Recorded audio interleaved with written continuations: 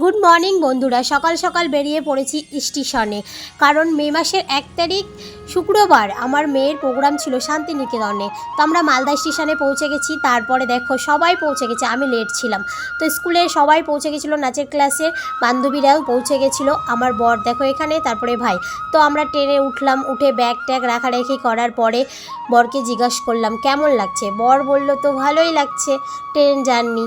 তারপরে তখন আমি ঘুমিয়ে পড়েছিলাম। ঘুমিয়ে পড়ার পরে সকাল উঠে দেখি 7টা বেজে গেছে।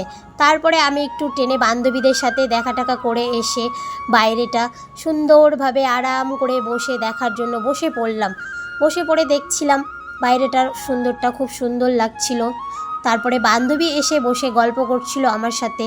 আর ছেলেকে দেখো তো, সবার সাথে কত মিলেমিশে আনন্দ করে যাচ্ছিল। আর আমাদের দাদাভাই খুব ভালো, বাচ্চাদের সাথে খুব অল্পতেই মিশে যায়। আমার ছেলেকে দেখো কত আদর করছে। তো খুব ভালো লেগেছে ট্রেন জার্নি দাদাভাইয়ের সাথে। আমাদের খুব এনজয় করে ট্রেন জার্নিটা কেটেছে। তো আমরা পৌঁছে গেছি শান্তিনিকেতনে, এখন নেমে পড়বো একে একে। চলো তোমরাও দেখো আমরা কি করি। নেমে পড়েছি। তারপরে এখানে সবাই দেখো একসাথে হয়ে ছবি তুলে নিলাম একটা গ্রুপ, আর কথা বলছিল দাদা ভাই, আমি পেছনে ছিলাম। তারপরে সবাই স্টেশনের উদ্দেশ্যে রওনা দিচ্ছিলাম, দিয়ে ওখান থেকে ভাই পেছনে ছিল। বোলপুর শান্তিনিকেতন স্টেশন এটা। আমি তো হোটেলের জন্য উঠে পড়লাম টোটোতে। তো তারপরে আমরা কি করি দেখার জন্য নেক্সট ব্লগ অবশ্যই আসবে। তোমরা দেখতে থাকো এই ব্লগটা। পরের ব্লগে কী করছি অবশ্যই জানাবো।